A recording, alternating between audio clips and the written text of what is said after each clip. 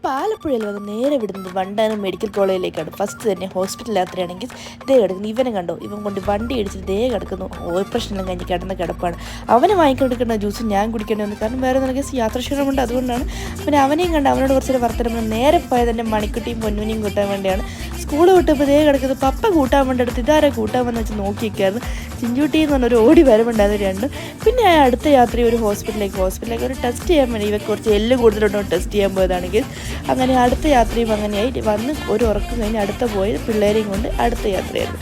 അങ്ങനെ ഇതെൻ്റെ പാറും ഇതെൻ്റെ മാളും രണ്ടും. ഞാൻ പണ്ട് 10ാം ക്ലാസ് പഠിക്കുമ്പം എന്നെ കാത്തിരിക്കുന്ന 2 പിള്ളേരായിരുന്നു. ഇപ്പോൾ ദേ കിടക്കുന്നു. ഞാൻ ഇവരെയും കാത്തേക്കേണ്ട അവസ്ഥയാണ്. പിന്നെ ഞാൻ നേരെ പോയി നല്ല പാനിപ്പൂരിയും മസാലപ്പൂരിയൊക്കെ അടിച്ചു. നല്ല ടേസ്റ്റ് ഉണ്ടായിരുന്നു. വീട്ടിലറിഞ്ഞ വഴക്ക് പറയുന്നുള്ളതുകൊണ്ട് ഞാൻ നേരത്തെ ഇവരോട് പറഞ്ഞു നമ്മളിത് കഴിച്ച കാര്യം നമ്മൾ 3 ഒതുങ്ങിയിരിക്കണം എന്ന് പറഞ്ഞു. അങ്ങനെ ഇത് വീഡിയോ കാണുമ്പോൾ അവർക്ക് മനസ്സിലാവും. പിന്നെ നേരെ പോയപ്പോൾ ദേ ശരിക്കും ഞാൻ മാളൂനെ കുസ്തി ഓടിക്കുന്നു. അടുത്ത എവിടെ ബൈ.